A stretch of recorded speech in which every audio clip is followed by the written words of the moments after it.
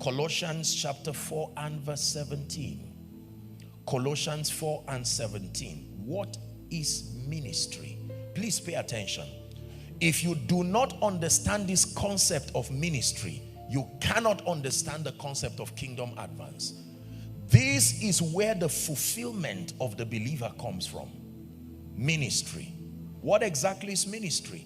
If I ask the average believer to help us define ministry, for many of us, our scope of ministry is a building like this, having congregants or members, a podium or a pulpit like this, then an individual standing behind it and holding a mic or some means of communication and speaking to the people. You're not wrong, but that is not ministry at all. Hallelujah. You have to understand this concept. Now, biblically, ministry has nothing to do with church. Don't write, just listen, please. Ministry has nothing to do with being a pastor. Ministry has nothing to do with a mic. Ministry has nothing to do with a sermon. Ministry has nothing to do with a pulpit. Ministry is not defined by the activities that happen, no matter how spiritual.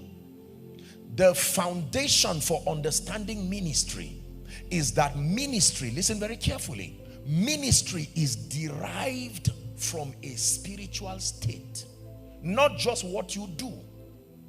Hallelujah. The foundation for ministry is your motive and your motivation. Your love for God. Genuine ministry is derived from your love for God, and then any activity that you engage in that gives you the opportunity to reveal Jesus and to bring him glory is called ministry.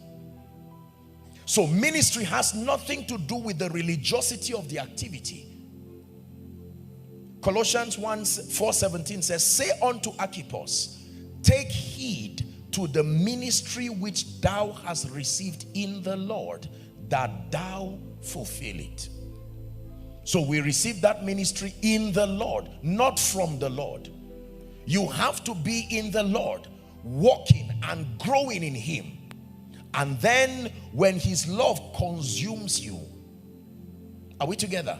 Any activity that is derived, a response to your love for Jesus Christ and intended to reveal him and bring him glory is called ministry.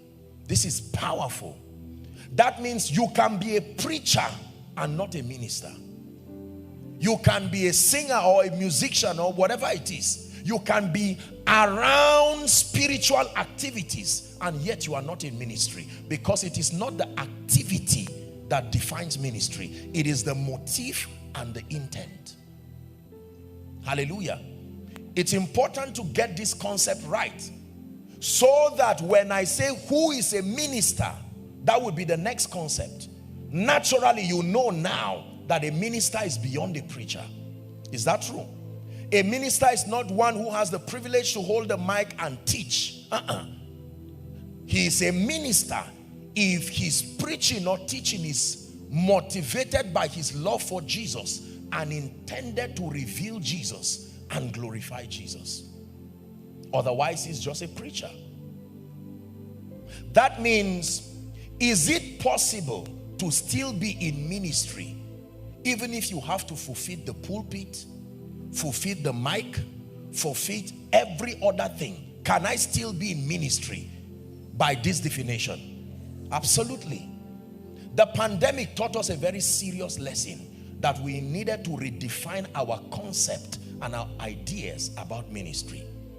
That means if for any reason I do not have congregants come together and have an opportunity to teach them, can I still be in ministry? The answer is yes, provided my motivation remains my love for Jesus and the intent of my activities remain to reveal him and to bring him glory. I am in ministry. Now, just for an illustration, please watch this. There is a gentleman here who is holding the camera, snapping around. Do you believe that in God's mind, this man can be doing the same thing with what I'm doing right now? Because it is not the activity.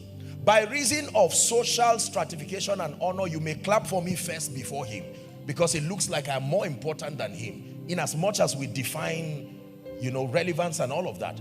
But once his heart, if this act of snapping around is motivated by his love for Jesus and intended to be a contributor to make sure that you keep memories as revealing Jesus, what he is doing is called ministry. Are we together now? Yes. When a woman, as I would always use this expression, if a woman gets married and gets pregnant and the baby she's carrying, like Hannah, she says, Lord, my prayer is that you use this baby in my womb to become a tool for kingdom advance. That act of pregnancy and giving birth is called ministry. Are you learning now? If because of your love for Jesus and your desire to see his kingdom come, you get into business or you get into any circle of influence and God blesses you, you become wealthy, and then you see to it that there is comfort and convenience as far as kingdom come is concerned, your act of doing business, bringing money and being wealthy is called ministry. So a minister is not necessarily a preacher. A preacher is only a minister if his motivation is his love for Jesus, and then the goal of using the platform of preaching is to reveal Jesus and to bring him glory. I don't know if we have this definition clear. Very, very important. Now, if I say all the ministers don't stand, but if I say all the ministers stand, if you remain seated, then we have to look closely and know what is wrong. You see that now? Hitherto, if I had said all the ministers stand, you say, well, I'm not a pastor. But now you know, all the ministers mean all who genuinely love Jesus and are determined that every activity in their lives will reveal him and be a contribution to kingdom come. Stand. That's what I said. Please say, I am a minister. Convincingly, one more time. I am a minister. Please say, I am in ministry. Thank you.